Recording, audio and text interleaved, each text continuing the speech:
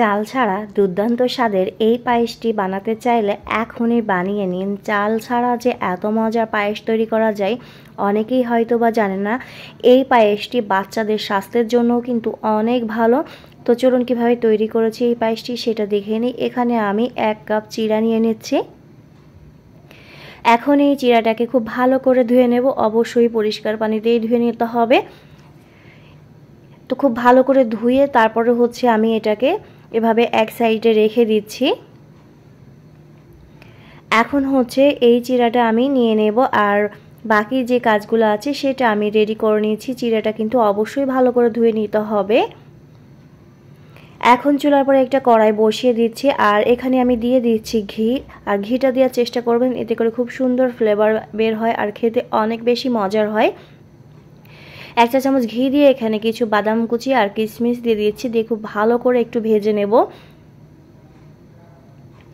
একঘেয়েমি পায়েস খেতে যদি ভালো না লাগে একবারই চিড়া দিয়ে পায়েসটা তৈরি করবেন। এটা কিন্তু বাচ্চাদের ওজন বাড়াতেও সাহায্য করে আর ঝটপট তৈরি করা যায়। ছোট বড় সবাই কিন্তু খুবই পছন্দ করবে।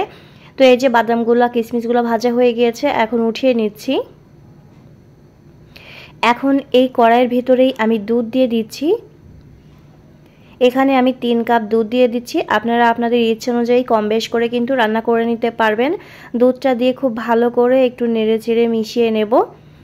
আর এই পায়েসটা একটু পাতলা করে রান্না করবেন, তারপরে ঠান্ডা হয়ে যাওয়ার পরে কিন্তু এটা একটু ঘন হয়ে যায়। আর ফ্রিজে রেখে ঠান্ডা করে খেলে বেশ মজা লাগে খেতে। এখন এর ভিতরে আমি 2টা এলাচি দিয়ে দিচ্ছি। চাইলে এলাচ গুঁড়াও কিন্তু এখানে দিতে পারবেন।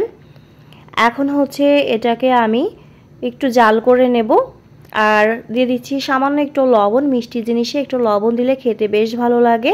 এখন সেই চিড়াগুলো এর ভিতরে আমি দিয়ে দিচ্ছি। চিড়াটা দিয়ে খুব ভালো করে মিশিয়ে নিয়েছি। আমি এখানে লাল চিড়াটা নিয়েছি, আপনারা যে কোনো চিড়া কিন্তু এখানে নিতে পারবেন। এভাবেই আমি 3 থেকে 4 মিনিট খুব ভালো করে জাল করে নিয়েছি। এখন সেই বাদাম আর কিশমিশগুলো আমি এখানে কিছুটা দিয়ে দিলাম, আর অল্প কিছুটা রেখে দিচ্ছি। এখন এখানে 1/2 কাপ চিনি দিয়ে দিচ্ছি। চিনিটা আপনাদের টেস্ট অনুযায়ী কম বেশ করে দিয়ে নেবেন। তারপরে এখানে দিয়ে দিচ্ছি আমি 2 টেবিল চামচ গুঁড়া দুধ। দিয়ে খুব ভালো করে আবারও একটু মিশিয়ে নিচ্ছি। নেড়ে চেড়ে আর 1 থেকে 2 মিনিটের মতো এটাকে আমি রান্না করে নেব একদম মিডিয়াম আছে। তারপরে এটা নামিয়ে নেব। আর এখানে আমি 1 চা চামচ কর্নফ্লাওয়ার গুলিয়ে দিয়ে দিয়েছি।